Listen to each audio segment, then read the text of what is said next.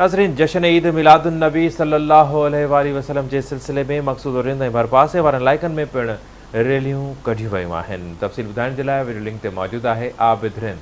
नबी करीम सल्लल्लाहु अलैहि वसल्लम जी आमद जी ख़ुशी में सॼी दुनिया जिया मक़सूदो रिंद ऐं भरपासे में रैलियूं कढियूं पियूं वञनि। हींअर लुंडो शरीफ़ में असां मौजूदु आहियूं, जिते पीर इरफान अली शाह जी अॻुवाणी में दरबार हुसैनी पीर अनवर अली शाह मां हिकु वॾी रैली निकिती आहे, जेका मुख़्तलिफ़ चौकनि चौराहनि खां थींदी हिते वापसि पीर अनवर अली शाह जी दरगाह ते पहुती आहे, जिते महफ़िल मीलाद जो प्रोग्राम पिणु रिथियो वियो आहे।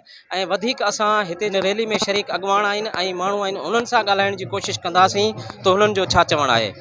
मुबारक महीनो हली रहियो आहे ऐं इन में सरकार अलैहिस्सलाम जी आमद जो जेको सिलसिलो आहे त उन जे हिसाब सां माण्हू रैलियूं कढी रहिया आहिनि।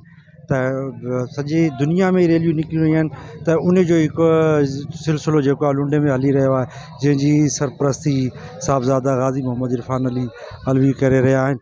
हर साल वांगुरु हिते बि निहायत ऐं मुहबत ऐं अक़ीदत ऐं जज़्बे ऐं उल्फत सां इहो ॾियारो मल्हाइनि पिया, त जीअं सरकार अलैहिस्सलाम जी आमद जो पैगाम ऐं जेको उन्हनि जी जेकी इख़लाक़ ऐं जेको उन्हनि जो किरदारु हो उन उजागर करण जे लाइ हर साल इन ॾियारे ते 12 रबीउल अव्वल ते जश्न ईद मिलादुन नबी सल्लल्लाहु अलैहि वसल्लम जे हवाले से रैली जो इनकाद कयो वञे थो, जेका दरगाह हुसैनी मां निकिरे थी ऐं मौजूदा जेके रूट्स आहिनि शहर जा उन्हनि खां थींदी करे वापसि दरबार हुसैनी में हुनजो इख़्तिताम पज़ीर थींदो आहे। दिल्ली जी अॻुवाणी दरगाह हुसैनी जे गाज़ी नशीन पीर इरफान अली शाह अलवी कंदो आहे। सिक्योरिटी तमामु बहितरीनु थी आहे, हर दफ़ो ई थींदी आहे, पर हिन चकर बि लुंडो थाणे जी इंतिज़ामिया तमामु भरपूर तरीक़े सां ताउन कयो आहे। सरकार जी आमद जे हिसाब सां हवाले सां रैली कढी वेंदी आहे, सरकार जूं नातूं पढ़ियूं वेंदियूं आहिनि, धमाल थी वेंदी आहे सरकार जी ख़ुशी में।